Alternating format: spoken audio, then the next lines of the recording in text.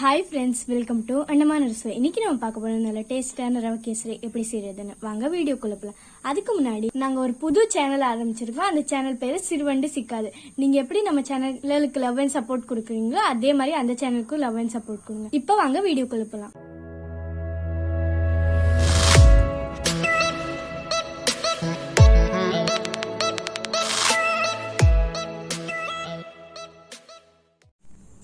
Hi friends, இன்னைக்கு நம்ம பார்க்க போகிறது ரவா கேசரி எப்படி செய்யறதுன்னு.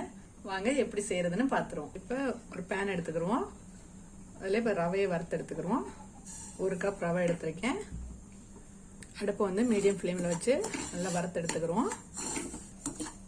இப்போ நல்லா ரவை வறுபட்டுருச்சு பாருங்க. கரண்டியில் எடுக்கும் போதே இந்த ஓட்டையில் ஃபுல்லாக அந்த ரவை கொட்ட ஆரம்பிச்சிருச்சு. அப்போ ரவை வந்து கரெக்டான பதத்தில் வறுபட்டுருச்சுன்னு அர்த்தம். இப்போ நம்ம இதை எடுத்துருவோம். இதே பேனில் கொஞ்சமாக நெய் விட்டு இந்த முந்திரி வறுத்து எடுத்துக்கிறோம். இது வந்து இப்போ நல்லா கோல்டன் கலராகவும் எடுத்துருவோம். இப்போ இந்த உலர்ந்த திராட்சையை வறுத்துக்கிறோம். இப்போ நம்ம எதில் ரவை எடுத்தோமோ அதுலேயே 1 கப் ரவை எடுத்தோம். அதே கப்பில் 3 கப் அளவுக்கு தண்ணி சேர்த்துக்கிறோம். இப்போ ரவை எடுத்த அளவுக்கே 1 கப் சர்க்கரை சேர்த்துக்கிறோம்.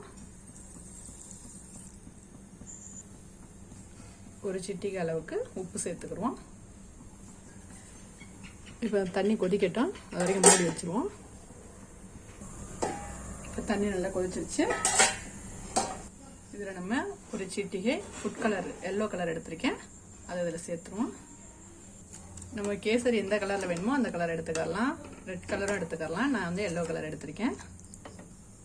இப்போ நம்ம வறுத்து வச்சுருக்க ரவையை இது கூட சேர்த்து கிண்டிடுவோம். கொஞ்சம் கொஞ்சமாக போட்டு தான் கிண்டணும். அடுப்பை வந்து லோ ஃப்ளேமில் மாற்றிக்கிறணும். ஒரே மொத்தமாக போட்டு கிண்டியில் கட்டி விட்டுறோம். அதனால வந்து நீங்கள் கொஞ்சம் கொஞ்சமாக சேர்த்து தான் கிண்டணும்.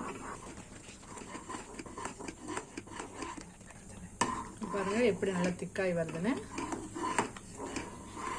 இப்போ நம்ம வறுத்து வச்சிருக்க முந்திரியவும் திராட்சையும் இது கூட சேர்த்துருவோம். நம்ம ரவையை வந்து எந்த அளவுக்கு வறுக்கிறோமோ அந்த அளவுக்கு நாக்கில் ஒட்டாது. இப்போ இதில் நெய் சேர்த்துருவோம். சூப்பரான கேசரி ரெடி ஆயிடுச்சு. ஒரு ஃப்ரெண்ட் வந்து ரொம்ப நாளாவே சிக்கன் லாலிபாப் கேட்டுட்டு இருக்கா கமெண்ட்ல. கண்டிப்பா கூடி சீக்கிரம் செஞ்சு காட்டுறேன். அடுத்த வீடியோல சந்திக்கிறேன். நன்றி. இந்த வீடியோ உங்களுக்கு பிடிச்சிருந்தா லைக் பண்ணுங்க, ஷேர் பண்ணுங்க, கமெண்ட் பண்ணுங்க. நீங்க நம்ம சேனலை இது வரைக்கும் சப்ஸ்கிரைப் பண்ணலன்னா சப்ஸ்கிரைப் பண்ணிக்கோங்க. பக்கத்துல இருக்கிற பெல் ஐக்கானையும் கிளிக் பண்ணிக்கோங்க. டாடா ஃப்ரெண்ட்ஸ், அரசுவையில் ஆரோக்கியம் இருக்கட்டும்.